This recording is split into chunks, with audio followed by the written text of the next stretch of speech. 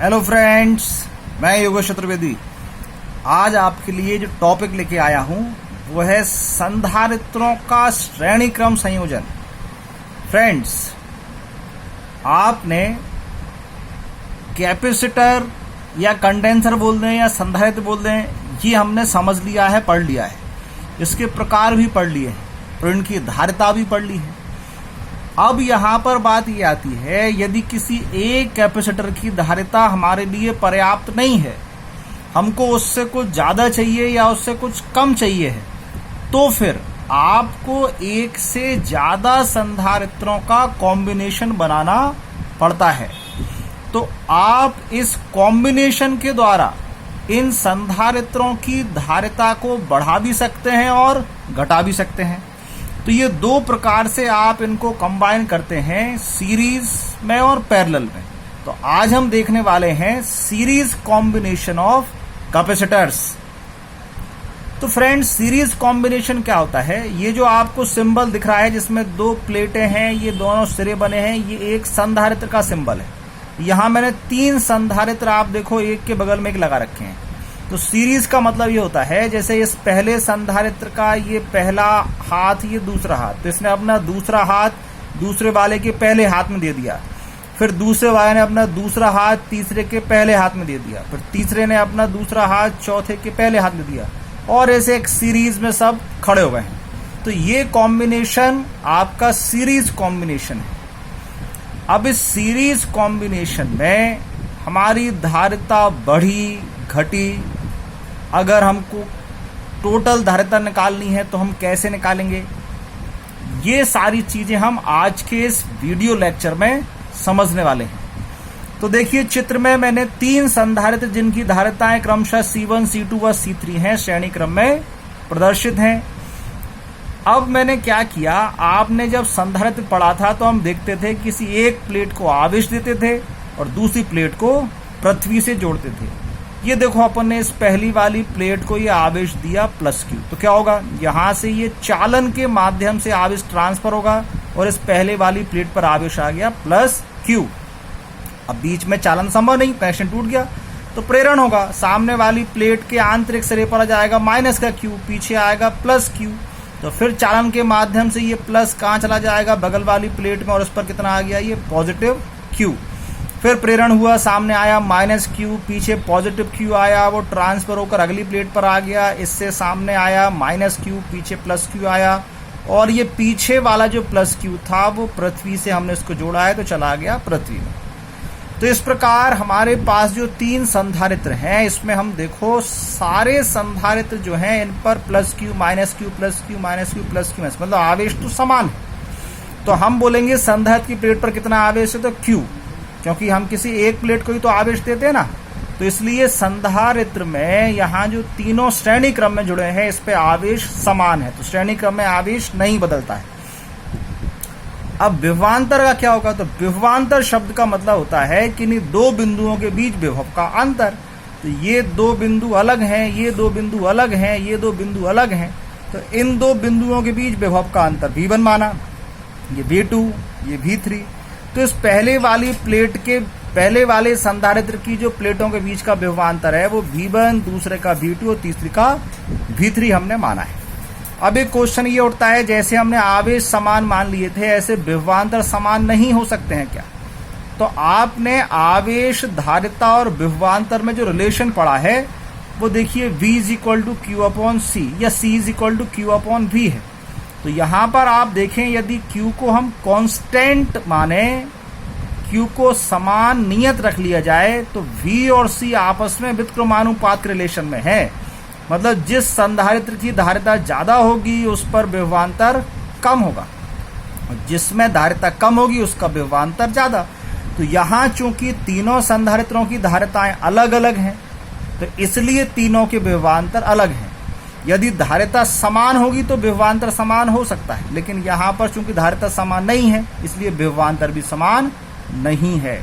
तो series combination में हमने देखा कि आवेश समान है, विभवांतर समान नहीं है। तो अब इनका टोटल विभवांतर कितना है, तो हम यहां मान के चल रहे हैं कि इस कॉम्बिनेशन की जो कुल धारिता है वो कुल धारिता हमारी C है और कुल विभवांतर V है। तो हमको कुल धारिता C का मान ज्ञात करना है। तो देखो यही मैंने यहाँ लिखा कि इनकी जो प्लेटों के मध्य विभवांतर है वो क्रमशः V1, V2 व V3 है और उभयनिष्ठ मतलब कॉमन जो सब पर है उभयनिष्ठ आवेश Q है। यदि संयोजन की कुल धारिता C और कुल विभवांतर V हो तो V is equal to V1 plus V2 plus V3 हम लिख सकते हैं, क्योंकि विभवांतर एक अदिश राशि है। अदिश राशियों को हम डायरेक्ट जो सामान्य गणित की हमारी मेथड है उससे हम जोड़ सकते हैं।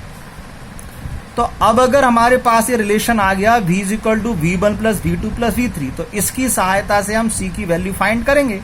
तो आवेश और विभव और धारिता इन तीनों का रिलेशन तो यही है। तो ये विभव हमारा कुल विभवांतर है, तो इसमें हमने कुल आवेश कुल धारिता रखा, तो V is equal to Q upon C आ गया। तो ऐसे ही V1 बनाओ, तो आवेश तो सब पर समान है, तो Q धारिता C1 ये V1 बना। फिर आवेश दूसरे के लिए भी Q है, धारिता C2 है तो विभव V2, तीसरे के लिए भी Q धारिता C3 तो विभव V3। हमारे पास ये इन सब की वैल्यू आ गई है, हम इक्वेशन फर्स्ट में रख देंगे।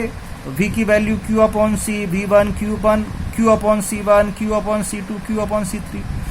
अब आप देखो सब में से Q कॉमन आ रहा है, तो आपने इसको ये कॉमन निकाला, कैंसिल आउट कर दिया, तो 1 upon C is equal to 1 upon C1 plus 1 upon C2 plus 1 upon C3। तो ये आ गया हमारा सीरीज कॉम्बिनेशन में जो संधारित्र जुड़े हैं उनकी धारिता निकालने का फॉर्मूला। यहाँ C हमारी टोटल धारिता है। तो अगर हम इसको शब्दों में लिखने का प्रयास करें तो C है संयोजन की कुल धारिता, और 1 अपॉन C का मतलब व्युत्क्रम। ऐसे 1 अपॉन C1, तो C1 क्या चीज है, इस पहले वाले संधारित्र की धारिता, ये पहले वाले की। 1 अपॉन मतलब इसका व्युत्क्रम। ऐसे ये C2 दूसरे की धारिता, 1 अपॉन C2 मतलब उसकी धारिता का ही व्युत्क्रम। तो ये सब व्युत्क्रम है। तो आपने इसमें जब इसको शब्दों में जमाया, देखिए क्या बना। अतः श्रेणी क्रम संयोजन में कुल धारिता का व्युत्क्रम, ये थी कुल धारिता, तो कुल धारिता का व्युत्क्रम प्रत्येक संधारित्र की धारिता के, ये प्रत्येक संधारित्र की धारिता के व्युत्क्रम के योग के बराबर होता है।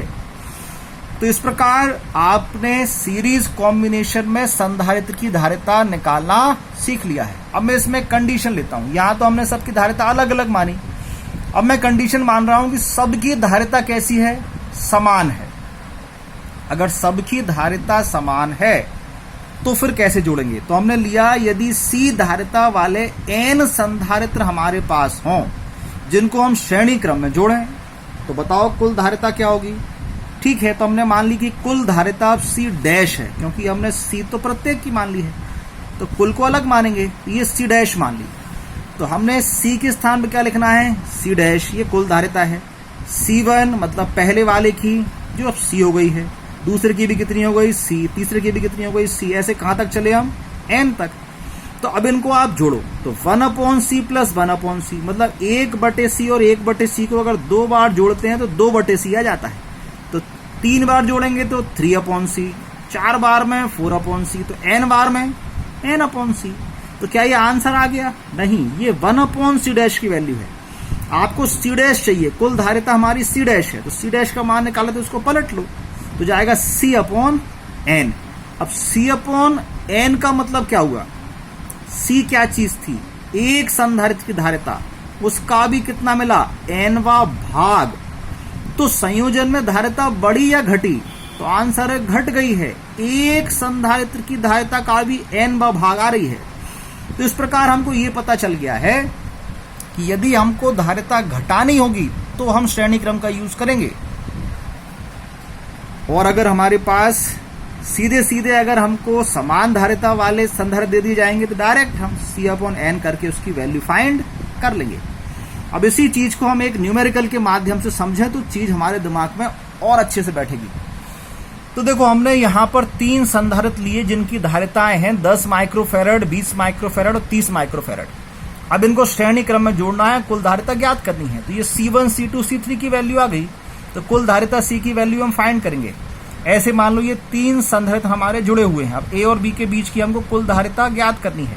तो C1 C2 C3 के स्थान पर ये 10 20 30 हमने रख दिया। अब 1 अपॉन है मतलब एलसीएम लेना पड़ेगा, तो 10 20 30 का एलसीएम क्या होगा 60। तो अब जब आपने इनका एलसीएम 60 ले लिया तो आप 10 का इस 60 में डिवाइड करो 6 बार जाएगा, 20 से 60 में भाग लगाओ 20 या 60 3 बार जाएगा, 30 से 60 में भाग लगाओ 2 बार जाएगा। तो ये ऊपर आपके 6 3 और 2 आ गए। एलसीएम ले तो हम सब जानते ही हैं, ये सब आप कर सकते हैं। तो 6 और 3 9 और 2 11, तो 11 अपॉन 60 ये किसकी वैल्यू है 1 अपॉन सी की वैल्यू क्या होगी पलटना पड़ेगा, तो 60 अपॉन 11 कैंसिल आउट करो तो 5.45 के आसपास हमारा आंसर आ गया है।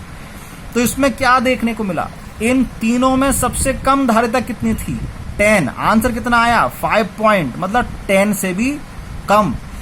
तो यही मैंने आपको यहां पर बताने का प्रयास किया था कि C अपॉन N का मतलब था उस एक संधारित्र की धारिता से भी कम। तो यदि हमको श्रेणी क्रम संयोजन में संधारित्रों को जोड़ना है तो इस बात का ध्यान रखना पड़ेगा कि जो उसमें सबसे मिनिमम धारिता वाला संधारित्र होगा उससे भी कम धारिता हमारे आंसर में आएगी। इसलिए आप इस संयोजन का प्रयोग तभी करें जब हमको धारिता घटानी है।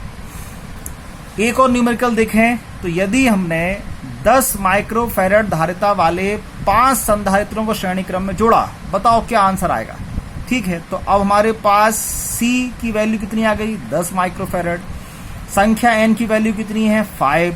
तो ये वाला हमारा formula C dash is equal to क्या है C upon N 10 upon 5 2 microfarad. तो संयोजन की धारिता बन गई हमारी 2 माइक्रोफैराड। तो इस प्रकार ये दोनों फॉर्मूले के माध्यम से हमने न्यूमेरिकल करना सीख लिया है। अब एक बहुत ही स्पेशल केस देखो आपको बताऊं मैं। हमने समांतर प्लेट संधारित्र पढ़ा था, जबकि प्लेटों के बीच हमने आंशिक माध्यम लिया था परावैद्युत, शेष में ली थी वायु। उसका हमारा एक आंसर आया था। आज मैं उसी को आपको इस श्रेणी क्रम संयोजन से करके दिखाता हूं, आप देखेंगे कि आंसर हमारा वही आएगा। तो एक ये तरीका भी है उस डेरिवेशन को सॉल्व करने का, या उस जैसी कोई कंडीशन मिल जाए तो उसको हम सॉल्व सीरीज कॉम्बिनेशन से भी कर सकते हैं। देखें, ये है हमारे पास समांतर प्लेट संधारित्र जिनकी दोनों प्लेटों के बीच की दूरी थी d, इसके बीच में रखा था हमने t मोटाई का k परावैद्युतांक वाला कोई माध्यम। तो t मोटाई में माध्यम है, शेष d माइनस टी में वायु है। तो हम इसको ऐसा भी तो कर सकते हैं, ये चित्र मैंने इस पर रिप्लेस किया, मतलब इसको शिफ्ट करके इस एक कॉर्नर पे हम ले आए। तो ये t मोटाई में कौन आ गया k परावैद्युतांक वाला माध्यम, और शेष कितनी बची अब d माइनस टी में कौन आ गई हमारी वायु। तो ऐसे ये वायु वाला हमारा एक संधारित्र हो गया और माध्यम वाला हमारा एक और संधारित्र बन गया। तो इन दोनों को हम इस प्रकार अलग अलग सीरीज कॉम्बिनेशन के द्वारा भी दिखा सकते हैं। तो हमने पहले वाले जो वायु वाला संधारित्र है उसकी धारिता C1 मान ली, परावैद्युत वाले की हमने C2 मान ली। तो C1 और C2 की वैल्यू हम फाइंड करेंगे, फिर इनको सीरीज कॉम्बिनेशन के द्वारा हम सॉल्व करेंगे और देखेंगे कि हमारा आंसर क्या आता है। तो अब इस C1 की वैल्यू निकालने के लिए हमको जो दो प्लेटें दी हैं इनका क्षेत्रफल है कैपिटल A और इनके बीच में है वायु। यहाँ पर भी क्षेत्रफल है कैपिटल A, लेकिन बीच में है परावैद्युत माध्यम जिसका परावैद्युतांक है K। यहाँ प्लेटों के बीच की दूरी है d माइनस टी, यहाँ प्लेटों के बीच की दूरी है t। तो C1 धारिता के लिए formula epsilon not A upon d minus T, यहाँ क्षेत्रफल ये दूरी आ गई। C2 इसके लिए एप्सिलॉन नॉट A K इस माध्यम का परावैद्युतांक और t इसकी मोटाई। ये मैं कहाँ से रख रहा हूँ, तो समांतर प्लेट संधारित्र की धारिता जो हमने सॉल्व की थी तो जो उसका आंसर आया था वहां से ये हमने उसी फॉर्मूले में मान रख कर लिए हैं। ठीक है, तो हमारे पास C1 की वैल्यू आ गई, C2 की वैल्यू आ गई। अब इन दोनों की रिजल्टेंट परिणामी धारिता क्या होगी, तो चूंकि ये सीरीज कॉम्बिनेशन है, सीरीज कॉम्बिनेशन में हम इस प्रकार जोड़ते हैं 1 upon C is equal to 1 upon C1 plus 1 upon C2 plus 1 upon C3। यहाँ C3 करेंगे क्या, नहीं करेंगे, यहाँ केवल 2 है। तो 1 upon C is equal to 1 upon C1 plus 1 upon C2, ये C हमारी परिणामी धारिता है जो हमको ज्ञात करनी है। तो 1 अपॉन C1 की वैल्यू रखना है, ये किसकी वैल्यू है C1। 1 अपॉन C1 मतलब इसका उल्टा, पलट दो d minus T upon epsilon not A, ये C2 की वैल्यू है। 1 अपॉन C2 मतलब इसका उल्टा, तो t upon epsilon not A K। अब इसको सॉल्व करो, कुछ कॉमन आ रहा है क्या? जी हाँ, ये 1 में एप्सिलॉन नॉट ए दोनों में कॉमन है, बाहर निकाल दो। यहाँ क्या बचा? डी माइनस टी, ये प्लस, यहाँ क्या बचा? टी, यहाँ बचे बटे में के। तो अब आपके पास ये 1/c की वैल्यू है, तो c की वैल्यू निकालो। बताओ कैसे निकालेंगे? ठीक है, c की वैल्यू निकालना तो उसको पलट देना है, तो पलटने पर ये ऊपर चला जाएगा और ये नीचे जाएगा, या तो ऐसे समझ लो आप, या फिर इसका क्रॉस मल्टीप्लिकेशन कर लो। तो ये एप्सिलॉन नॉट ए ऊपर पहुंच गया, ये नीचे आ गया और c यहाँ ऊपर पहुंच गया। तो c की वैल्यू क्या आ गई? Epsilon not a upon D minus T plus T upon के। आप चेक करके देख लीजिए, ये वही आंसर है जो हमने उस डेरिवेशन के माध्यम से निकाला था। तो आप इस कंडीशन को इस प्रकार भी सॉल्व कर सकते हैं, या इस जैसी कोई और कंडीशन आपके सामने आएगी तो हम इसको सीरीज कॉम्बिनेशन के द्वारा भी सॉल्व करेंगे। हमको सॉल्व करना आसान पड़ेगा और हमारा आंसर निकल आएगा। तो फ्रेंड्स, ये था हमारा संधारित्रों का सीरीज कॉम्बिनेशन, श्रेणी क्रम संयोजन।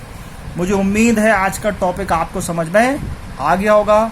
ऐसे और कई सारे न्यूमेरिकल्स आप लगाकर देखें और इस कॉम्बिनेशन को आप बहुत अच्छा तैयार कर लें।